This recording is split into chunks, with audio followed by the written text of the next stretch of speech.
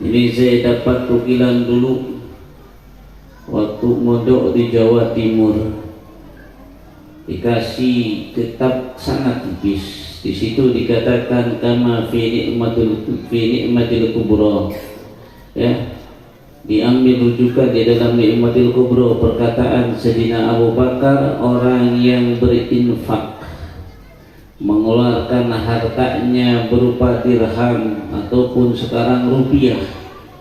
Buat siapa dia berinfak? Liqiraati maulidin Nabi sallallahu alaihi wasallam, buat orang yang membaca daripada kisahnya Nabi sallallahu alaihi wasallam, membaca daripada perjalanan kanjeng Nabi sallallahu alaihi wasallam, membaca daripada kitab Maulid Nabi sallallahu alaihi wasallam. Maka kata Sayyidina Abu Bakar, kana rafiqi fil jannah, maka dia akan menjadi sahabatku di surga. Menjadi sahabatnya Sayyidina Abu Bakar Siddiq, sosok yang sangat dicintai oleh Rasulullah sallallahu alaihi wasallam, sosok yang ikut andil di dalam dakwanya Rasulullah sallallahu alaihi wasallam dari nol,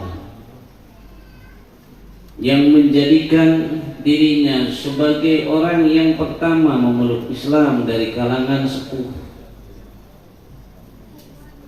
yang dikenal seorang yang sangat dermawan, mengalahkan kedermawanan sahabat yang lain, sosok yang sangat mencintai Rasulullah sallallahu alaihi wasallam, mengalahkan daripada kecintaannya sahabat yang lain.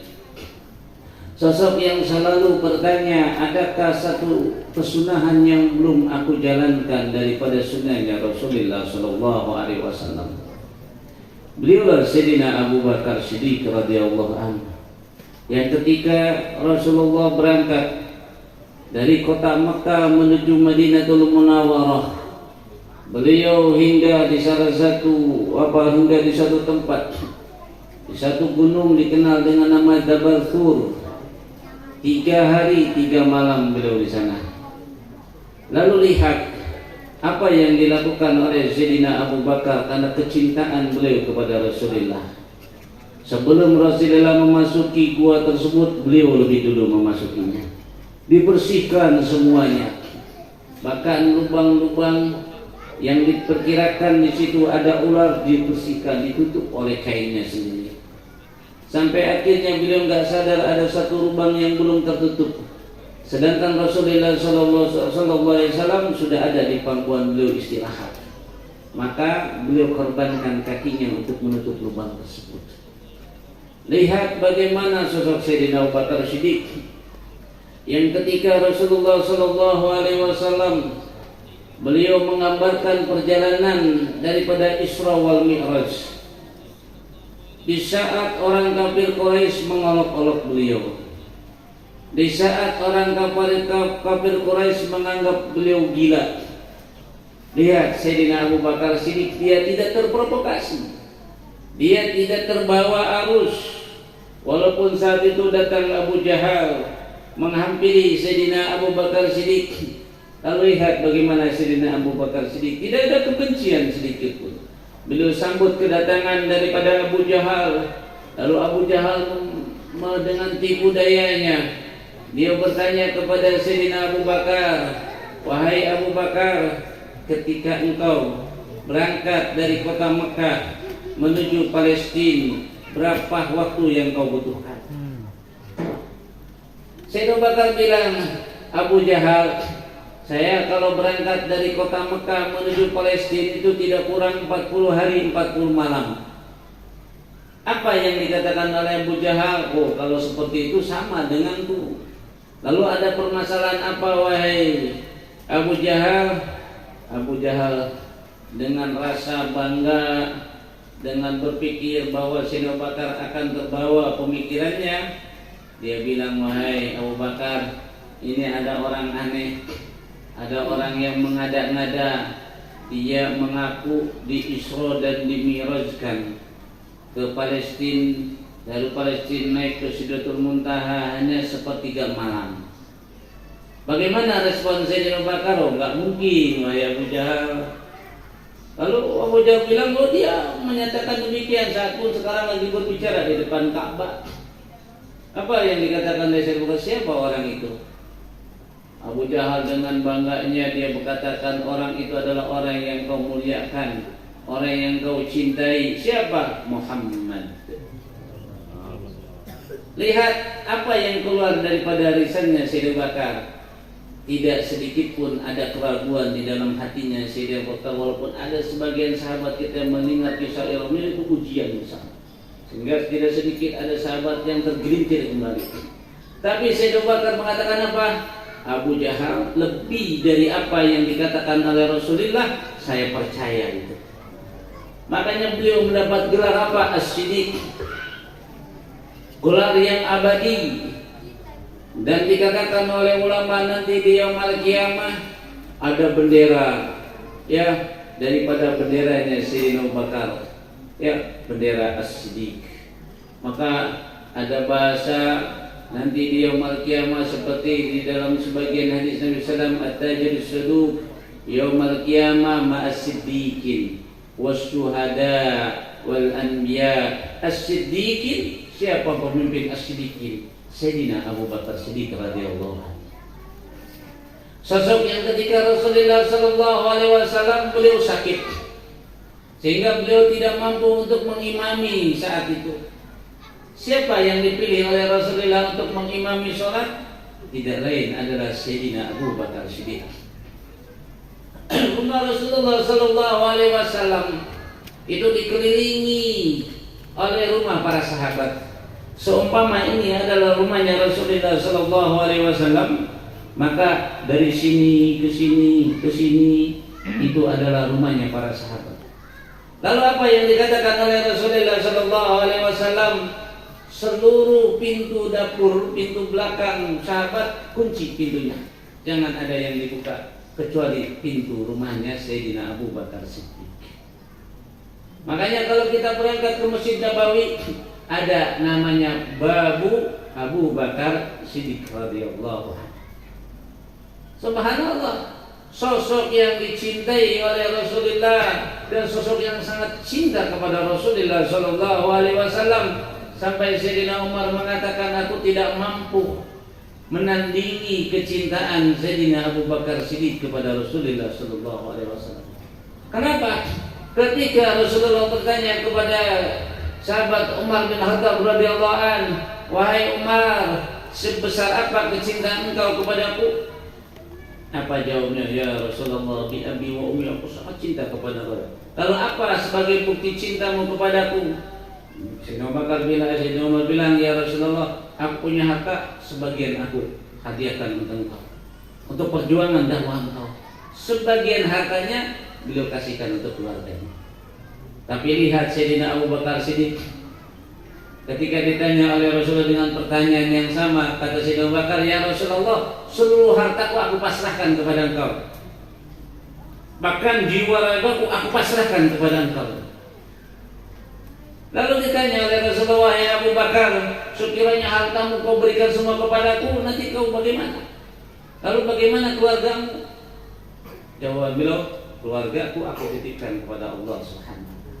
Jadi aku titipkan kepada Allah semuanya, kesannya dikasihkan semuanya, sehingga tidak heran ya putri tercintanya pun diserahkan kepada Rasulullah, ditikahkan kepada Rasulullah sallallahu alaihi wasallam. Itulah Sayyidina Abu Bakar Siddiq. Ternyata beliau di dalam makalahnya mengatakan, man anfaqa dirhaman li qiraati maulidin nabi kana rafiqi fil jannah. Sayyidina Abu Bakar ingin menjadi para pecinta Rasulullah sallallahu alaihi wasallam yang mau menginfakkan hartanya untuk mengenalkan Rasulullah sallallahu alaihi wasallam, menjadi sahabatnya Sayyidina Abu Bakar kelak di yaumul qiyamah. Apa dasarnya beliau demikian? Karena seorang pecinta, dia akan berkorban untuk yang dicintainya. Seorang pecinta tidak akan hitung-hitungan. Seorang pecinta tidak akan mengeluh. Seorang pecinta yang di dalam pikirannya apa? Bagaimana membahagiakan yang dicintainya. Dan di malam ini subhanallah, gambaran para pecinta ini terlihat dari wajah jamaah sekalian.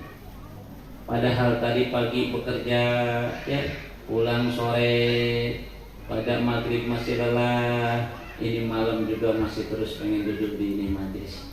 Mudah-mudahan gambaran yang seperti ini adalah gambaran kecintanya Rasulullah Sallallahu Alaihi Wasallam. Gambaran yang seperti ini adalah menjadi jawaban daripada anta ma'aman ahbabta, engkau akan dikumpulkan bersama orang yang kau cintai. Bapak Ibu jamaah rahimakumullah, saat ini lagi ramai, ya, saya melihat video daripada perundungan, ya Allah, dikirim anak yang mukul temannya dan sebagainya. Sekarang banyak apa yang melatar belakangi, ya, sampai saya ada di grup NU dunia bertanya, ada apa dengan anak-anak saat ini?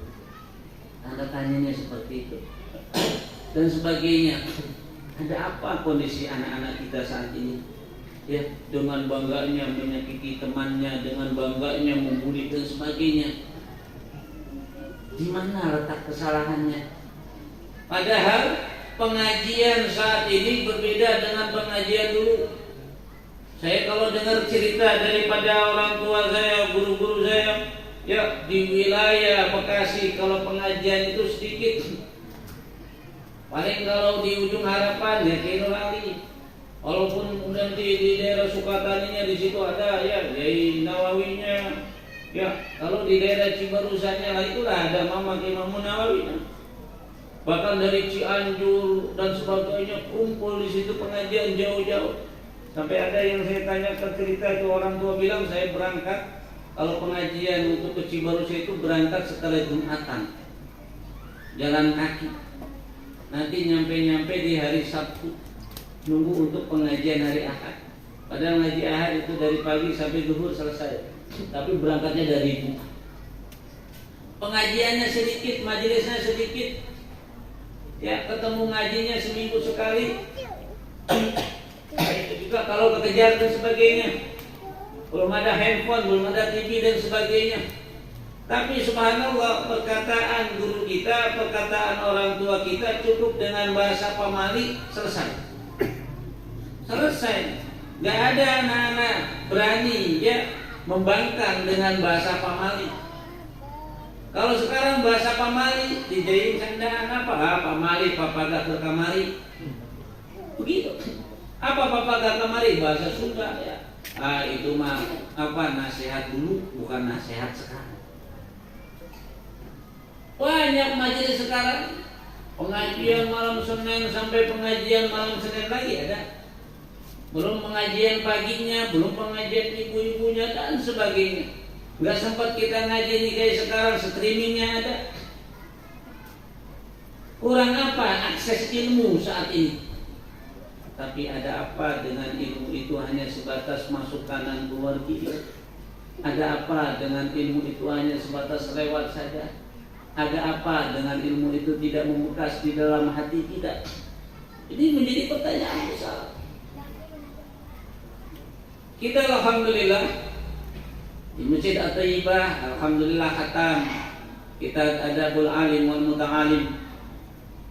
Itu di dalam adabul alim wal muta'alim dibahas adab seorang guru, ya, kepada ilmu yang akan diimpunya. Adab seorang murid kepada gurunya. Adab seorang murid kepada temannya. Adab seorang murid kepada dirinya sendiri. Itu dibahas. Sebelum kita kaji adabul alim, kita pun pernah kaji di At-Thayyibah itu ada kitab Taysirul Khalaq. Sama pembahasan awal di dalam Taysirul apa? Adabul muta'allim. Ya, adabul muta'allim ini ada di bab awal di dalam Taysirul Khalaq dibahas. Kalau di situ dibahas adab seorang murid untuk dirinya, ya, di nafsihi, ada adab ma'a ikhwanihi, ada adab ma'a ustadihi. Itu dibahas. Subhanallah. Dan ternyata kalau kita buka di dalam kitab-kitab adab, ya, betapa dijaga sekali. Jangankan untuk ke orang lain, ke diri kita pun ada etikanya. Badan kita ini punya hak, tangan kita punya hak, kaki kita punya hak, mata kita punya hak. Yang haknya apa? Haknya diarahkan untuk apa? Kenal kepada Allah Subhanahu wa ta'ala.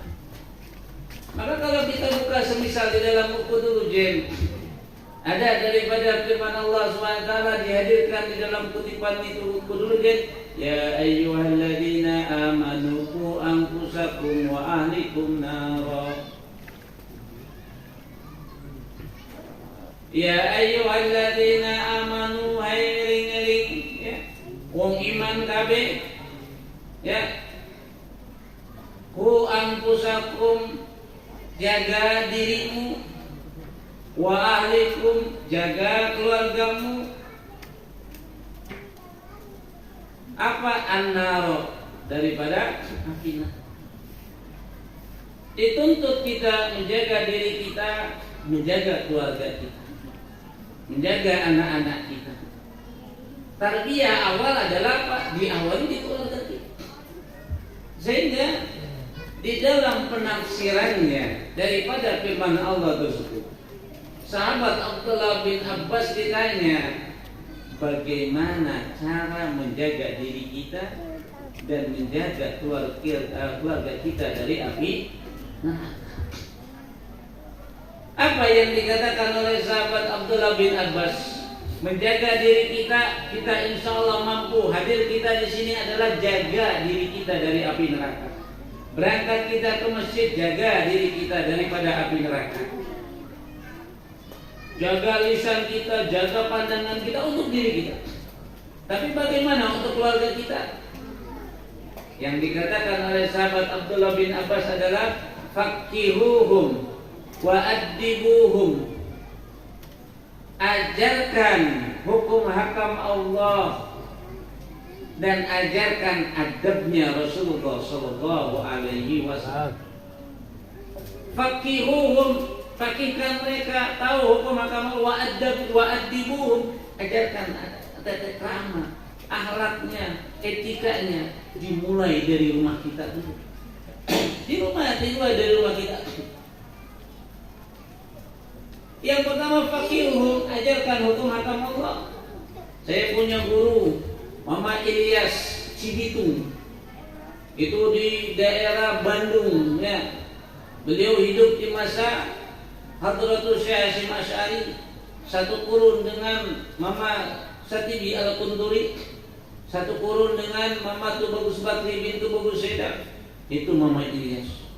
Subhanallah, Mama Ilyas ini ya, beliau masyhur di dalam ilmu nahwu, kitabnya Ajurumiyah. Di kitabnya Ajurumiyah.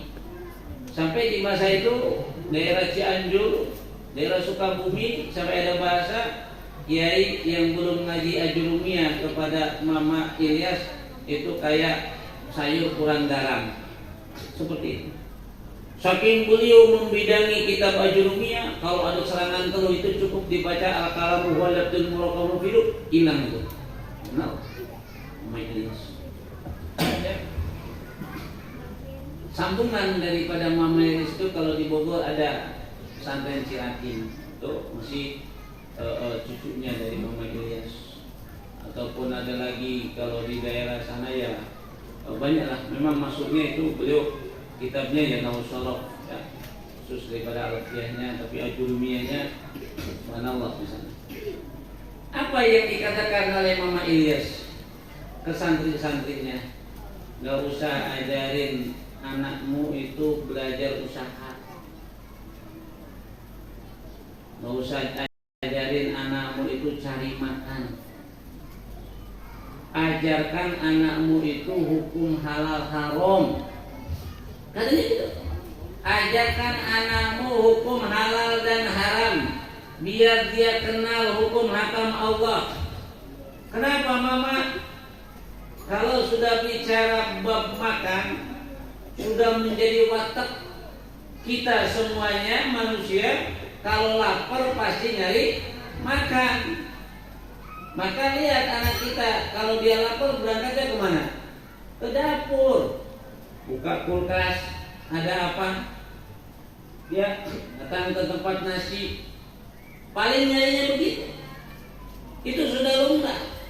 Tapi yang penting apa? Halal dan haram. Kenapa? Supaya kalau anak kita lapar enggak masuk dapur orang lain. Supaya kalau anak kita lapar enggak mampir ke toko orang lain. Supaya ketika anak kita lapar enggak ngambil hak orang lain.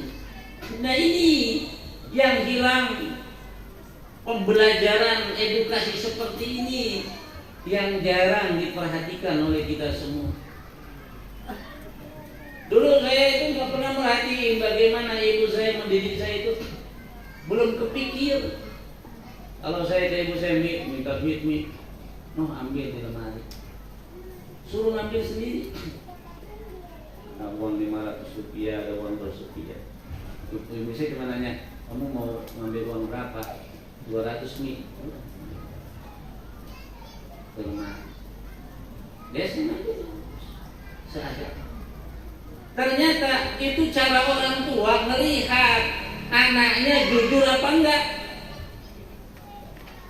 Ngomongnya ngambil apa, mintanya 200, pas di lemari ada 1000, dia ambil yang 1000. Begitu. Nah ini tarbiyah. Anak kita itu jarang diperhatikan. Saya pun anak saya dulu, ya Allah, tidak. Maka kenalkan yang pertama adalah hukum hakam Allah. Fakihkan anak kita tuh, ngerti dia di dalam hukum hakam. Yang kedua, wa'adibuhum, ajarkan dia etika, akhlak. Apa pembelajaran pertama yang harus dihadirkan untuk anak-anak kita? Yang pernah saya bahas sebelumnya di pertemuan ya awal daripada arba'in. Addibu auladakum fi salasi khisalin, hubbi nabiyikum wa hubbi ahli baitihi wa qiraatil Qur'an. Ini pembelajaran dasar. Cinta kepada nabimu, cinta kepada keturunan nabimu, dan qiraatil Qur'an. Ini tarbiyah awal yang dihadirkan oleh Rasulullah, yang diperintahkan oleh Rasulullah, yang dianjurkan oleh Rasulullah, yang untuk kita jalankan. Hadirkan kecintaan kepada Rasulullah sallallahu alaihi wasallam. Maka peringatan Maulid Nabi sallallahu alaihi wasallam adalah kesempatan emas untuk kita, peluang besar untuk kita, anugerah untuk kita. Apa?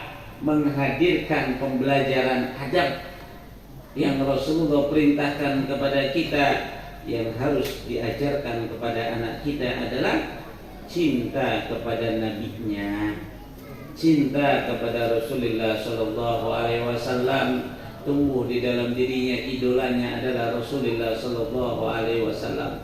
Sehingga sebagaimana Sayyidina Abu Bakar Siddiq datang kepada Sayyidah Aisyah bertanya, wahai putriku, manakah sunnah Nabi yang belum aku jalankan? Mana sunnah Nabi yang belum aku lakukan? Apa yang dikatakan Sayyidah Aisyah? Wahai ayahku, semua sunnah Nabi telah kau jalani, cuma ada satu yang belum kau jalani. Apa ya wahai putriku? Jadi katakan oleh Sayyidah Aisyah, wahai ayah, Rasulullah kalau pada sholat asar beliau berangkat ke ujung daripada pasar Madinah, ada seorang nenek tua yang buta, beliau selalu menyuapi makan untuk nenek tua yang buta itu. Itu yang dilakukan oleh Rasulullah. Dan Sayyidina Abu Bakar bertanya, sunnah apa yang belum dilakukan? Wah, subhanallah. Ketika cinta kepada Nabi, nanti anak kita bertanya kepada kita, wahai ayah, mana perangainya Rasulullah? Seperti apa kebiasaannya Rasulullah? Seperti apa lisannya Rasulullah? Betapa indahnya Rasulullah. Begitu. Ya Allah, kita melihat para ulama-ulama kita, semisal kemarin kita kedatangan ulama besar kita dari Tarim, Habib Umar bin Hafiz, kita sedep melihat mandang wajahnya, dia udah senang banget. melihat senyumnya udah seneng banget. Itu ya tetesannya Rasulullah. Bagaimana dengan Rasulullah Sallallahu Alaihi Wasallam? Kita rindu dengan sosok beliau. Para habaib yang kita lihat, ya Allah akhlak-akhlaknya. Terlepas memang ada sebagian yang memang ada bahasanya kasar, itu jangan dilihat. Lihat yang bagus. Lihat bagaimana adabnya Rasulullah, dilihat daripada keturunannya Rasulullah, dilihat daripada pewarisnya Rasulullah. Siapa pewaris Rasulullah sallallahu alaihi wasallam? Tidak lain selain daripada pewaris dari jalur nasabnya, ada pewaris dari jalur sanadnya yang dikatakan al ulama warasatul anbiya. Lihat akhlak kita punya guru. Lihat akhlak kita punya guru. Maulid yang kita baca Adiyaul Lami yang disiarkan di bumi Indonesia ini oleh salah satu muridnya Al-Habib Umar bin Hafiz, yaitu Al-Habib Mundir bin Fuad Musawwar. Lihat bagaimana akhlaknya dia. Segitu baru tetesannya bagaimana Rasulullah. Betapa hebat. Namun kenapa sekarang ini muncul ada karikatur Nabi menggambarkan Rasulullah beringas, menggambarkan Rasulullah Sallallahu Alaihi Wasallam di kepalanya ada bom, menggambarkan Rasulullah SAW ini seolah-olah beliau ini keras dan sebagainya. Sejatinya tidak lain adalah kita sebagai umatnya, kita sebagai pengagumnya, kita yang senang dengan maulidnya kadang merasa lebih daripada orang lain, lalu kita hina orang lain dengan lisan kita. Kita caci orang lain dengan lisan kita. Tangan kita, kalau Rasulullah SAW ketika ada seorang datang kepada Rasulullah SAW, ya Rasulullah, saya mau masuk Islam, tapi dengan syarat. Apa syaratnya?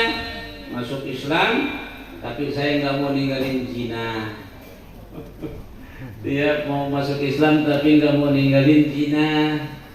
Kira-kira kalau ada yang bertanya kayak gitu gimana? Dikemplang gitu ya? Ya Allah meledek ente. Kan begitu. Tapi lihat Rasulullah, tangan beliau ya bukan menggampar. Dipanggil sini. Lalu dipegang dadanya. Lalu ditanya oleh Rasulullah, wahai sahabatku, ketika engkau berzina, coba saya mau bertanya, sekiranya kau punya seorang ibu, lalu ibumu berzina dengan seseorang, bagaimana perasaanmu? Saya marah ya Rasulullah, saya bunuh orang yang berzina dengan ibuku. Kalau sekiranya kau punya anak, anakmu berzina dengan seseorang, bagaimana perasaanmu? Kau punya adik, adikmu berzina dengan seseorang, bagaimana perasaanmu? Kau punya istri, istrimu berzina dengan orang lain, bagaimana perasaanmu? Dia bilang saya nggak menerima ya Rasulullah, begitu sebagainya dengan hujahnya. Lalu kata Rasulullah, begitu pula orang lain. Ketika kau berzina dengan seseorang, bisa jadi dia adalah ibu dari orang lain. Ketika kau berzina dengan seseorang, bisa jadi itu adalah anak daripada seseorang. Ketika kau berzina ini dan sebagainya digambarkan, sehingga dia yang awalnya mengatakan demikian tertunduk, lalu dia katakan, setelah Rasulullah menyentuh dadaku dan menyampaikan hal yang demikian, dosa yang paling saya benci adalah zina. Tidak dengan emosi, tidak dengan marah dan sebagainya. Ini akhlaknya Rasulullah Sallallahu Alaihi Wasallam. Bagaimana dengan kita, tangan yang kita pakai? Berapa orang yang telah kita pegang yang bukan mahram kita? Berapa orang yang telah kita sakiti melalui tangan kita dan sebagainya? Sehingga dilihat, nih yang suka maulid aja tangannya begitu. Digambarkan, Kalau dia begitu, yang diidolakannya ya pastinya begitu. Ibu pakai kerudung, model kerudung sekarang. Oh, nyontoh artis anu, nyontoh toko anu, ditanya kenapa bu kerudungnya modelnya begitu? Artis anu kelihatannya cantik, mah pakai kerudung begini. Kita mengikuti pakaian-pakaian model-model apapun dari seseorang yang kita kagumi. Lalu bagaimana dengan Rasulullah SAW yang kita katakan bahwa saya adalah pecintanya Rasulullah SAW, yang ketika kita di dalam mahlul qiyam kita bisa merasakan kehadiran Rasulullah SAW, tak sadar mata ini menangis ketika dia berdiri, ya Nabi salam alaika, ya Rasul salam alaika, ya Habib salam alaika, salawatullah alaika. Kita bisa nangis ya, hadirkan bagaimana Rasulullah, bayangan kita, ya Allah ya. Tapi kadang pada aktualnya gimana? Gak ada sama sekali kerinduan itu terungkap di dalam tingkah laku kita. Gak sesuai, daripada kita idola si A tapi tingkah laku kita si B, seperti itu. Maka penting sekali Bapak Ibu jamaah rahimakumullah, yuk ajarkan adab. Pakaikan anak kita, ajarkan adab kepada anak kita. Lalu Syekh Nawawi di dalam buku dulu beliau menghadirkan satu kisah. Beliau menghadirkan satu cerita, satu riwayat yang kelak nanti di yaumul qiyamah kita nanti akan dipertemukan dengan anak kita. Kita nanti akan dipertemukan dengan keluarga kita, dengan istri kita. Tapi lihat, ternyata anak yang kita bangga-banggakan, istri yang kita bangga-banggakan dengan cantiknya, dengan giatnya dan sebagainya, ya Allah ya Rabbana, ternyata beliau, anak kita, istri kita bisa jadi musuh kita, bisa menjadi lawan kita, bisa menjadi yang menjerumuskan kita. Lalu dihadirkan perkataan daripada anak kita nanti di yaumul qiyamah. Oleh Syekh Nawawi Al-Bandani ditukilkan apa? Anak kita mengatakan, istri kita mengatakan, ya Rabbana udlana haqqana fi hadza rajul. Wahai Tuhan kami, ambil hak kami daripada ini laki-laki. Itu istri kita nggak bilang daripada ini suamiku. Anak kita nggak bilang daripada ini ayahku. Apa yang dia katakan? Ambillah hakku daripada ini laki-laki. Itu yang dikatakan anak kita, itu yang dikatakan istri kita. Lalu kita mengatakan, ya Rabb, hak apa yang belum saya tunaikan ya Rabb? Saya berangkat pagi, pulang sore, saya bekerja banting tulang, ATM dipegang sama bini, ya Rabb. Pengen apa dia tinggal gesek. Anak saya sekolahkan, anak saya ajarkan ini dan sebagainya. Kenapa masih bertanya hak? Allah tidak menjawab. Yang jawab siapa? Istri kita. Yang jawab siapa? Anak kita. Apa yang dikatakan oleh istri kita? Apa yang dikatakan oleh anak kita?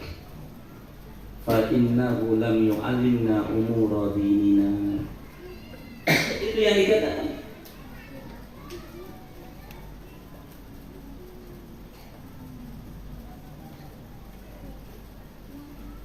Yang dikatakan oleh anak kita, yang dikatakan oleh istri kita. Karena ini laki-laki tidak mengenalkan hukum agama Allah.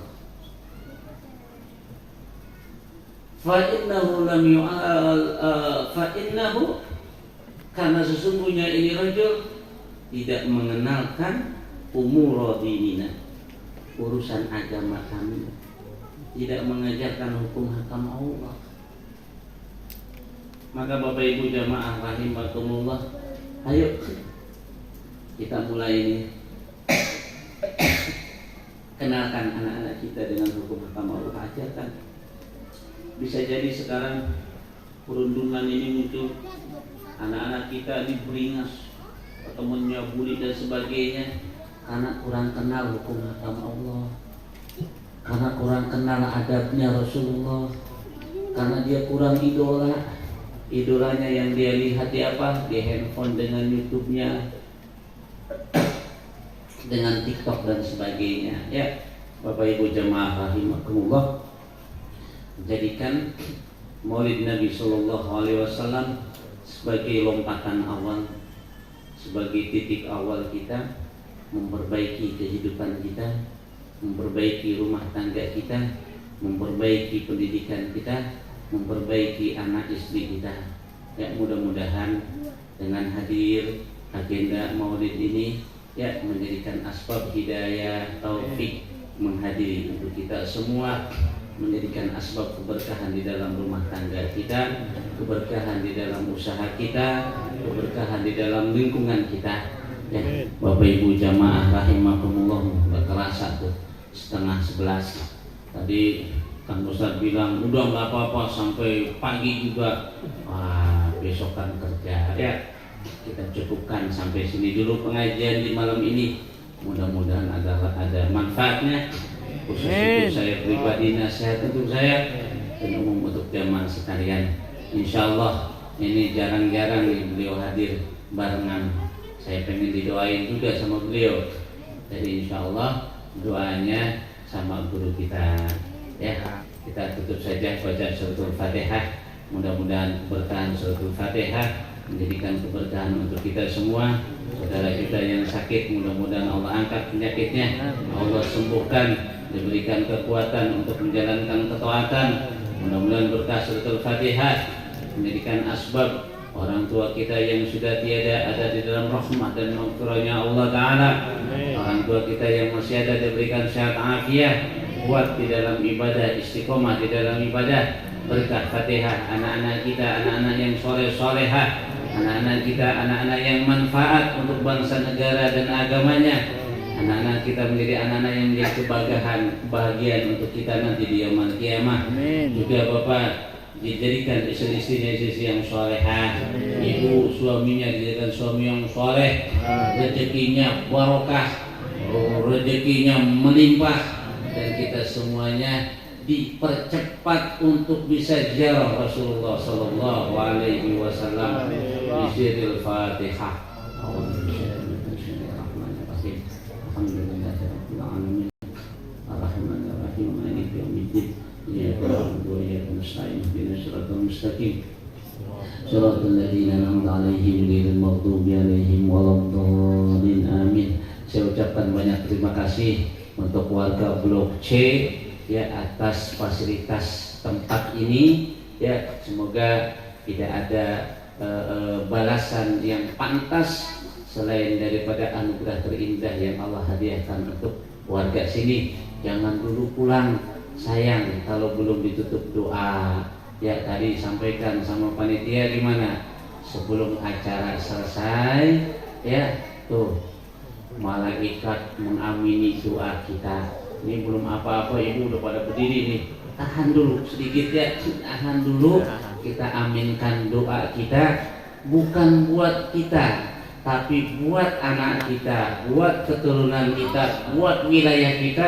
Mudah-mudahan menjadikan kebaikan untuk kita semua. Demikian wallahul muwaffiq ila aqwamit thoriq. Wassalamualaikum warahmatullahi wabarakatuh. Waalaikumsalam. Tahan dulu ya Bu, jangan dulu pulang sebelum kita bacakan doa terakhir. Alhamdulillah telah kita dengar kehidupan kita sehari-hari. Amin ya rabbal alamin. Berikutnya yaitu acara penutup, yaitu doa yang akan disampaikan oleh guru kita, beliau Ustaz Abdul Haris. Dengan segala hormat, waktu dan tempat kami persilakan. Sallallahu Nabi Muhammad. Allahumma salli ala Muhammad.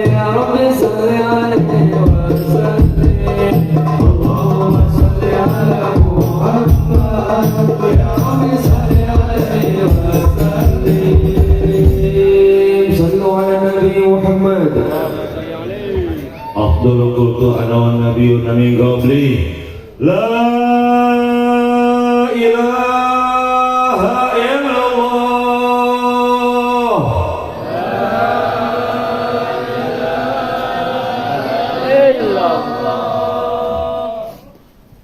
Allah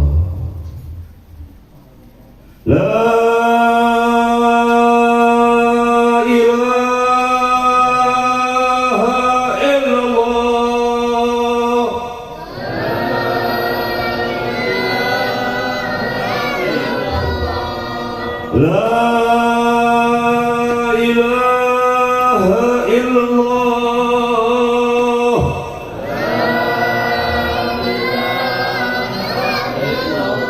Muhammadur Rasulullah sallallahu alaihi wasallam kalimat hakin alaina ya wa alaiha namutu alaiha al-arsy syallahu ta'ala min al-aminin inna allaha wa malaikatahu yusalluna 'alan nabi ya ayyuhalladzina amanu sallu 'alaihi wa sallimu taslima Allahumma shalli 'ala sayyidina wa habibina wa syafiina wa qurrati a'yunina wa lana Muhammadin wa barik wa sallim wa alihi ta'ala kulli sahabati ajmain ya Allah bismillahirrahmanirrahim alhamdulillahil alamin hamdan li'amrina kabi mazida ya rabbana alhamdu kama yanbaghi li karimil 'azimi sultani Allahumma shalli 'ala sayyidina Muhammadin alladzi ja'alaka min jalalik wa innahu min jamalik wa asbaha farihan mansura wa ayyada mansura wa ala alihi wa sahbihi wa sallam taslima walhamdulillahi ala zalik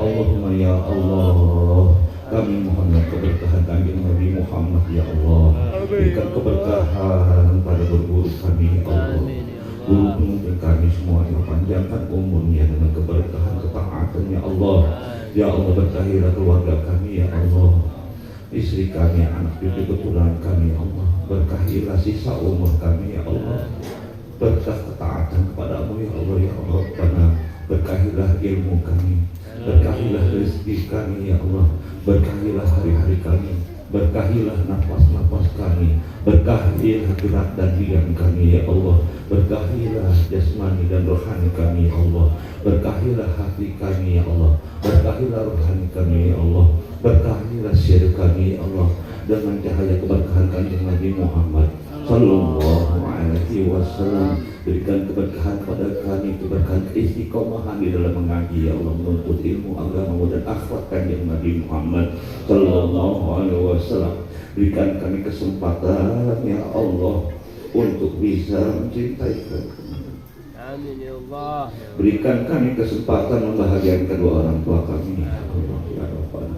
Berikan kami kesempatan membalas sedikit budi kasih kedua orang tua kami ya Allah. Berikan kami kesempatan untuk memperbaiki kehidupan kami ya Allah ya Rabbana. Tuntun kami ya Allah, tuntun kami ya Allah dengan tuntun syafaat Rasulullah sallallahu alaihi wasallam. Ya Allah obati hati kami ya Allah, hati kami ya Allah. Hati kami ya Allah terangi dengan cahaya Rasulullah sallallahu alaihi wasallam ya Allah. Berikan kami kesempatan membiar kata-katanya Rasulullah sallallahu alaihi wasallam. Berikan kami kesempatan untuk membalas budi kepada guru-guru kami ya Allah ya Rabbana.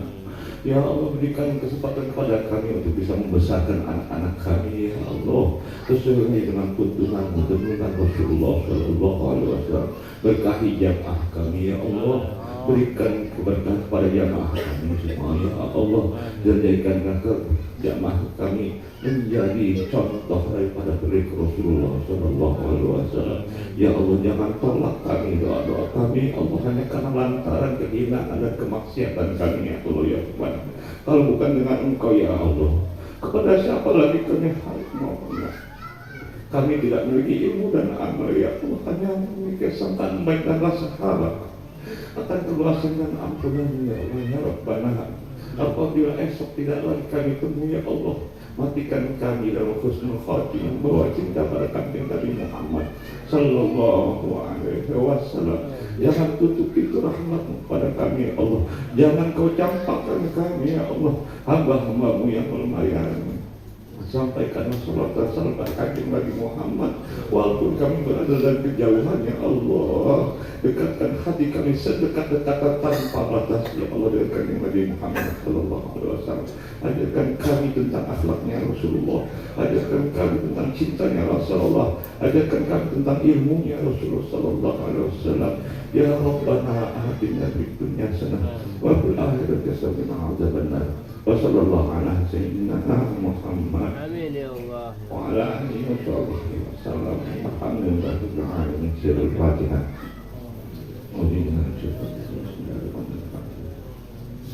Iya kan aku Amin. Assalamualaikum warahmatullahi wabarakatuh. Waalaikumsalam. Alhamdulillahirrahmanirrahim. Dengan berakhirnya doa yang dibacakan tadi, maka berakhir pula acara kita pada malam hari ini. Untuk informasi acara besok malam, yaitu bertempat di halaman Masjid At-Thaibah, yang akan diisi oleh beliau guru kita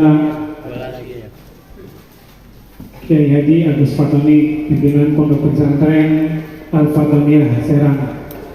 Baik, dari awal sampai akhir saya selaku pembawa acara mohon dibuka nanti maaf atas segala kehilafan. Bila taufiq wal hidayah. Wassalamualaikum warahmatullahi wabarakatuh. Waalaikumsalam warahmatullahi wabarakatuh.